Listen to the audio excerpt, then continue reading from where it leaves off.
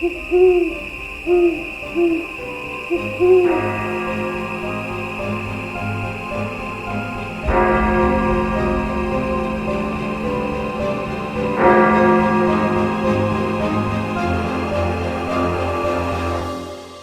12 past 3.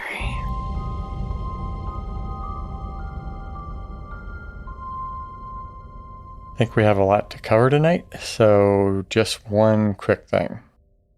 A new story out of Buffalo, New York. A recent story, I think, from mid-August. The Buffalo Central Terminal train station, 17-story office building built in 1929 and abandoned in 1979. Allegedly haunted, of course. Popular destination for ghost hunters. Huh. A 35-year-old woman, curious if the rumors were true, decided she wanted to investigate. While walking across the roof of one of the substations, the roof gave way and she fell 15 to 20 feet. Jeez. The man she was with said he turned his back for 2 seconds and she was gone, and he could hear her yelling and screaming. Luckily, she survived with just a broken shoulder blade, 4 broken ribs, and a punctured lung. She spoke out later to warn people to stay out, that the next person might not be as lucky. But I would say just be careful out there, people. Yeah. The last thing you want to do is become the ghost of a ghost hunter. Oh my god. Right? Yeah. Haven't heard that one yet. I'm sure it's out there. Yeah. I think just don't go to old buildings and going on the rooftop. Yeah. Unless you know it's stable. Stay on the floor. Yeah. Anyway, what do you have tonight? Tonight, I have a 14-year-old that started to test out poisons on his family in 1961. Oh, that's bizarre. Never heard this one before. Yeah. Graham Frederick Young was born in North London on September 7th, 1947, to Fred and Bessie Young. During his mother's pregnancy, she developed pleurisy and died of tuberculosis 3 months after giving birth to him. Fred Young was devastated, and Graham was put into the care of his Aunt Winnie, while his older sister Winifred was taken in by their grandparents. Graham spent the first 2 years of his life with his aunt and her husband, Jack, and became very close to them. In 1950, his father remarried and reunited the family again with his new wife, Molly. Graham showed visible signs of distress after being separated from his aunt. When Graham started to read, he would gravitate more towards nonfiction accounts of murders. Dr. Crippen, a man that was hanged in 1910 for killing his wife, was favorited by Graham. When he reached his teens, he had developed an unhealthy fascination with Adolf Hitler and took to wearing swastikas, praising the virtues of a, quote, misunderstood Hitler, end quote, to anyone who would listen. He also read widely on the occult, claiming knowledge of Wiccans and local covens, trying to involve local children in bizarre occult ceremonies, which involved sacrificing a cat on one occasion. His only interests academically were chemistry, forensic science, and toxicology. His father supported his interests and bought Graham a chemistry set, which had his attention for hours at a time.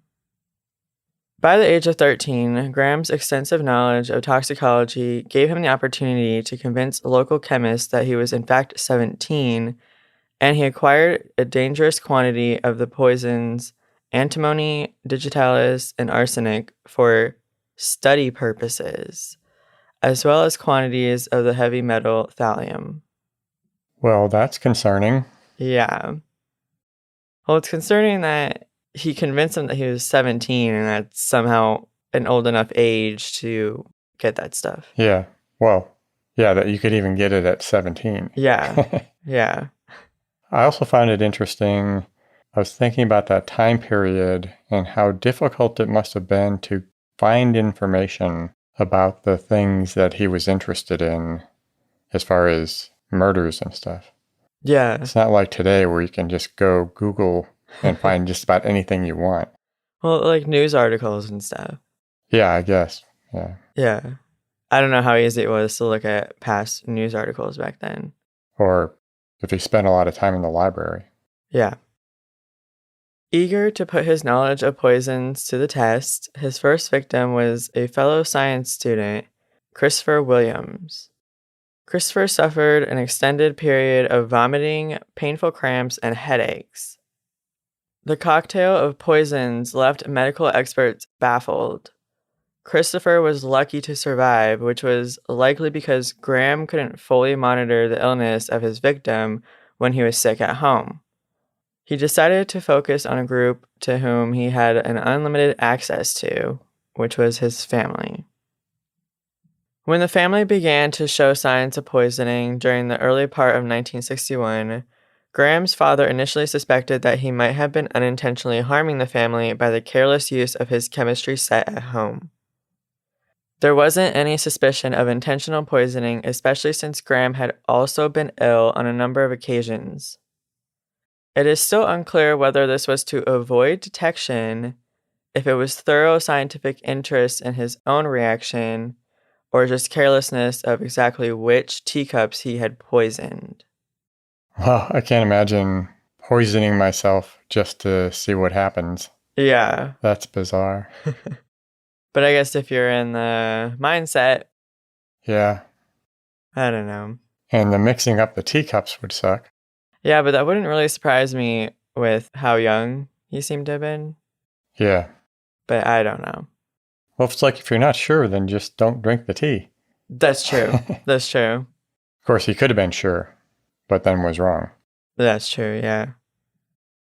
When Graham's elder sister, Winifred, was found by doctors to have been poisoned by belladonna in November of 1961, their father again suspected him but took no action. Molly Young, his stepmother, became the focus of Graham's poisoning. She gradually became more ill until finally on April 21st, 1962, she was found by her husband moving around in agony in the back garden of their home. She was rushed to the hospital where she died later that night. Her cause of death was determined as a prolapse of a spinal bone, and she was cremated, not surprisingly at Graham's suggestion. So the son suggests, hey, maybe you should cremate her. Yeah. And the dad's like, oh, okay. Yeah. Well, going back though, they knew she was poisoned by a certain substance, which he had. Yeah. And they only suspected that he might have poisoned them. Yeah. I would be like, get these chemicals out of the house at the very least. Well, especially at the part where the dad thought maybe it was unintentionally because of careless use. Yeah, and then say, well, get all this stuff out of here. Yeah. Nope, that's not what happened. Unfortunately. It was later discovered that she had developed a tolerance to the antimony, which Graham was slowly poisoning her with, and he switched to thallium the night before her death to speed up the process. There were also reports of nausea and vomiting attacks at her funeral. Oh, my gosh. So was he experimenting on them, or was he actually trying to kill them without suspicion? Experimenting. Wow. Following Molly's death, Fred's attack of vomiting and cramping became more frequent and severe. He was also admitted to the hospital where he was diagnosed with antimony poisoning. Luckily, he survived his son's experimentation, but he could not face his son's responsibility. Graham's school chemistry teacher contacted the police when he discovered poisons and copious material about poisoners in Graham's school desk. They're just now getting suspicious? Yeah. Well, I think after his father found out he was being poisoned, he just wanted nothing to do with. I'm just amazed it took him that long to take action on it or not seriously suspect him. Yeah. Well, I mean, he's just a kid. I don't think you want to expect a kid. I guess kind of blind to it. I suppose if parents are kind of oblivious to their kids' interests. Yeah. Not really knowing that he had this fascination with death Yeah. and murder. I don't know. I can understand the parents not knowing part. Yeah. But knowing that he has all these chemicals that he's playing around with and everybody in the house keeps getting sick, kind of got to put two and two together. Yeah, no, I agree with that. Graham was sent to a police psychiatrist where his knowledge of poisons soon became apparent, and he was arrested on May 23rd, 1962. He admitted the poisoning of his father, sister, and school friend, but no murder charges were brought against him for the murder of his stepmother, as any evidence had been destroyed at the time of cremation. Well, I guess smart on his part for suggesting she be cremated. Yeah, it's kind of scary that he was so young and thinking that far ahead. Yeah. Only at the age of 14, he was committed to Broadmoor Maximum Security Hospital, the youngest inmate since 1885, for a minimum period of 15 years. Wow, that's crazy. I was thinking, I guess, lesson learned, don't give your kids chemistry sets. Yeah. Incarceration barely dampened his enthusiasm for experimentation, and within weeks, there was a death of an inmate named John, poisoned by cyanide. Where the hell did he get cyanide? Graham claimed to have extracted cyanide from laurel bush leaves, but his confession was not taken seriously, and John's death was recorded as suicide. Really? Mm-hmm. Now that's bizarre. Is it, though? Bizarre that they didn't take his confession seriously. Yeah. Wouldn't you think they would say, okay, well, show us how you did it? And then if he could do it, then they know it's true. Well, how the heck is he that young and knowing how to do that? I don't know, a little genius. Murderous genius. Yeah. Staff and inmates' drinks were found to have been tampered with, including the introduction of an abrasive sodium compound, commonly called sugar soap, used for preparing painted walls, into a tea urn that could have caused mass poisoning had it not been discovered. Geez, at what point are they going to say, maybe we should lock this guy up? He is locked up. Well, he obviously has freedoms in a mental institution, right? That's true. Put him in a cell. Get him away from other people's food and drinks. Yeah. Yeah, that I don't understand how he has access to foods and drinks. Can you imagine these days someone like that working at a fast food restaurant? I don't want to think about it. Don't eat out. Yes.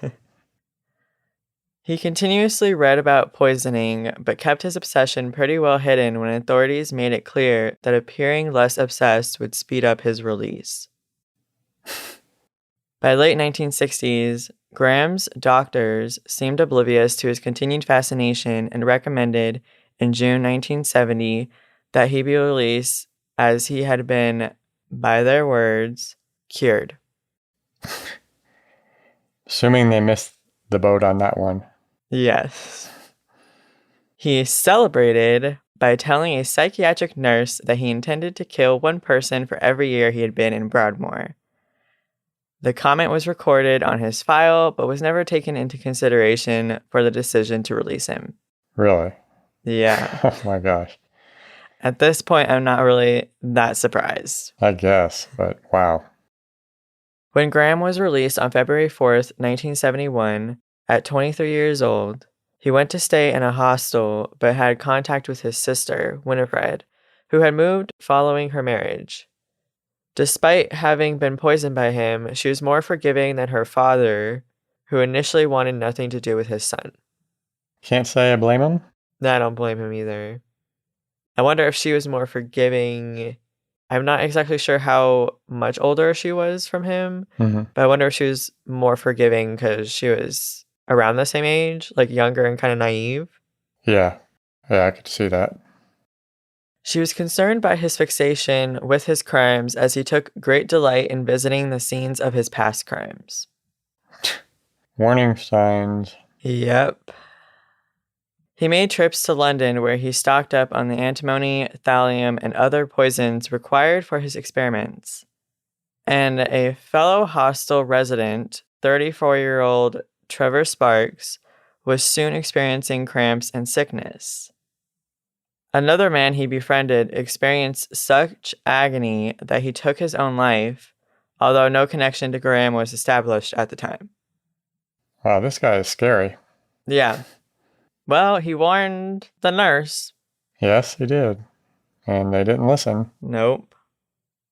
Graham found work as a storeman at John Madelyn Laboratories, which was a photographic supply firm. His new employers were aware of his Broadmoor stay, but not his history as a poisoner. Think that would be something they would look into? Yeah. His willingness to make tea and coffee for his coworkers raised no concern. Oh my God. Well, they didn't know. Yeah.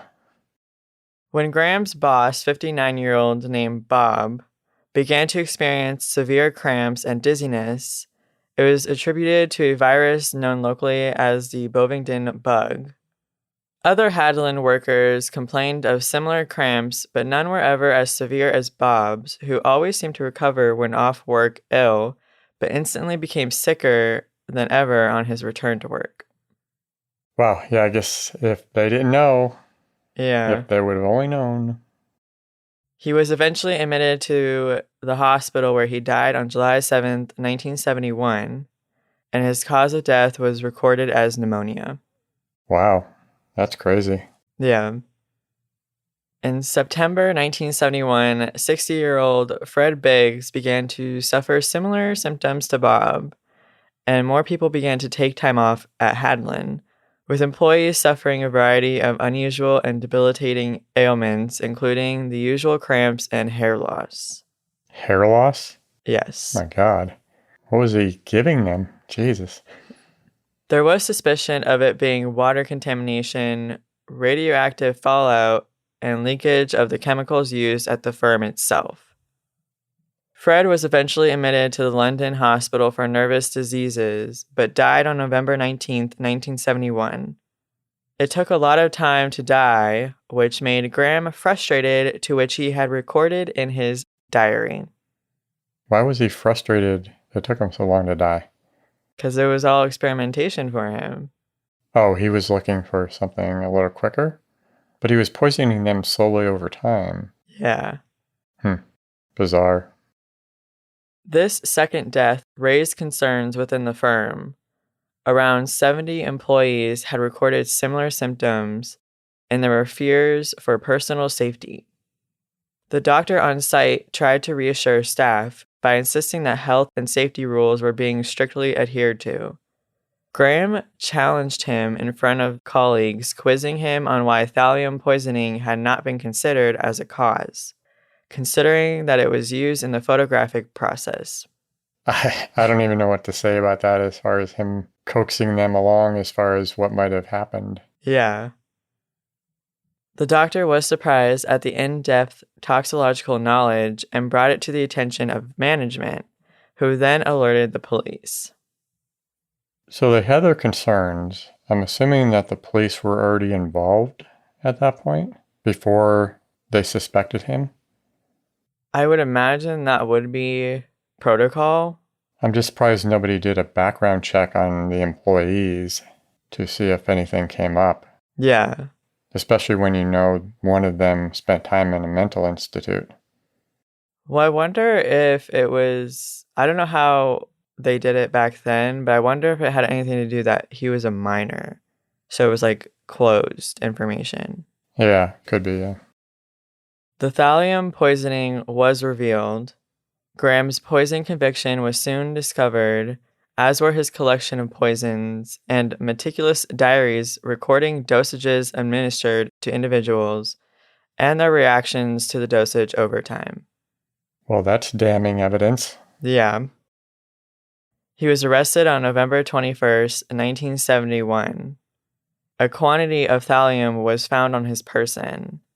He admitted to the poisonings but refused to sign a written admission of guilt.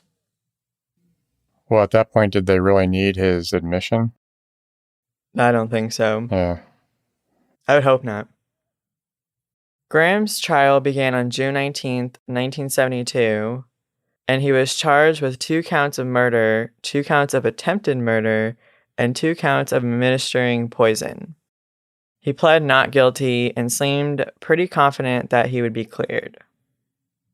He loved the media hype that surrounded his trial and would try his best to appear sinister in an attempt to unnerve the jury and assembled gallery. So what was the plan? Scare the jury into letting him go? I have no idea. I think it was just all for the media. Yeah. He really didn't like the nickname the Teacup Poisoner that the media gave him.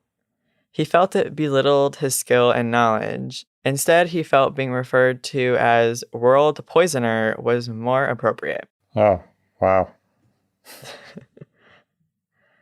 But he is known as the Teacup Poisoner still. Yeah, I could see somebody with that disturbed mind being a little upset with that title. Yeah. But World Poisoner? No offense, that sounds really stupid. Yeah, that's a little boasty there.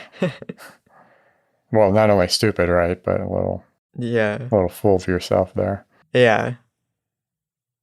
He didn't consider the advances that were made in forensic science since the death of his stepmother, and how the list of the effects of his poisons in the diary would affect the jury's decision. He was found guilty on all charges on June 29th, 1972, receiving 4 life sentences. So is he still alive today? No. He didn't die of poisoning, did he? I will get to that. Okay. When the jury was informed of his previous conviction and his release as a cured mental patient, only months before the crimes took place, they recommended an urgent review of the law regarding the public sale of poisons. The Home Secretary also announced an immediate review of the control, treatment, assessment, and release of mentally unstable prisoners, even though Graham had been regarded as legally sane during his trial. Really, 70s, and they're then just thinking about maybe we should control the accessibility to dangerous chemicals? Yeah. Yeah. Whenever asked whether he felt any remorse over his killings, he would reply with, quote, "What I feel is the emptiness of my soul," end quote. Graham was incarcerated at the maximum security Parkhurst prison on the Isle of Wight, the home of Britain's most serious criminals, usually reserved for those with severe mental conditions.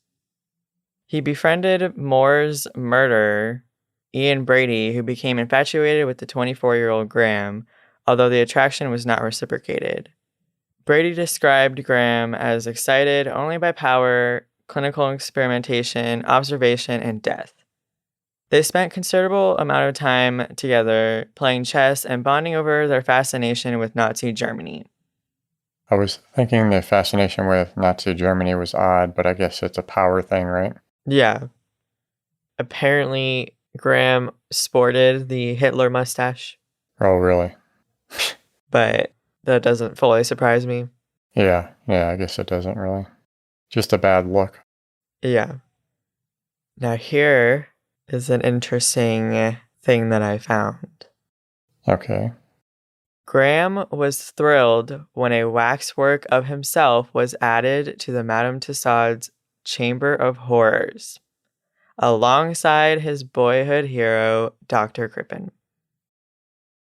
I'm assuming he doesn't have the Hitler mustache in his wax work.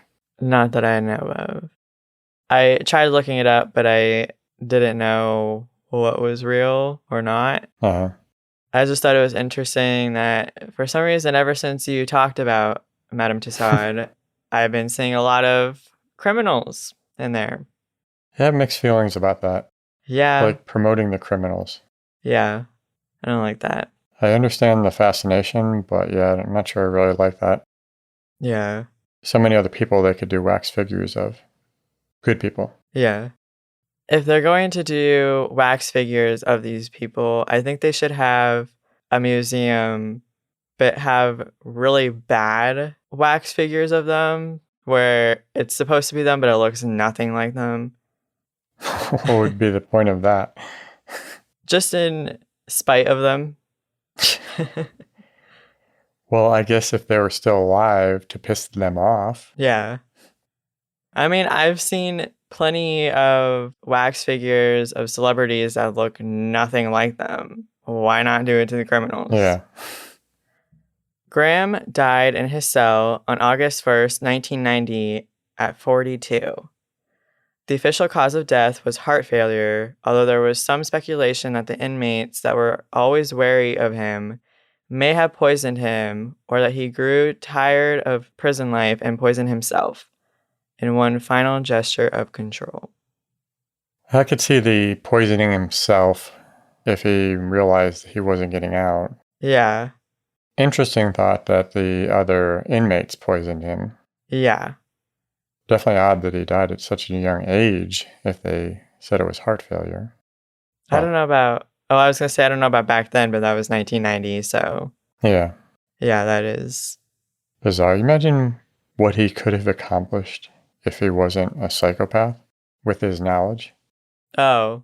I thought you were talking about, like, what he could have accomplished, as in, like, how many kills he could have had. No. I'm thinking about if he was a good person... Yeah. with his knowledge and his obsession with chemistry, what he could have accomplished. Yeah. For society. It is interesting to think about that. Yeah. I wonder how many of those are out there that end up going the psychopath route. Yeah. When they're super intelligent. Yeah, it's unfortunate and it's terrifying. Yeah. Sad. Yeah. That is it for my story. Okay, well, I'm not sure how long we've been going, and I'm not sure how long my story is going to take, so maybe I'll just roll that over to next week. Okay. So we'll wrap it up. Very strange story. Very scary to think. Yeah. I'm not sure I'll ever let somebody prepare a drink for me ever again. Yeah. And not eat out ever again. That's true. Thank you very much for joining us. Make sure to visit next week for more weird and creepy stories. Don't forget to follow us on Twitter and Instagram at 12past3 or email us at podcast@12past3.com. Good night. Good night.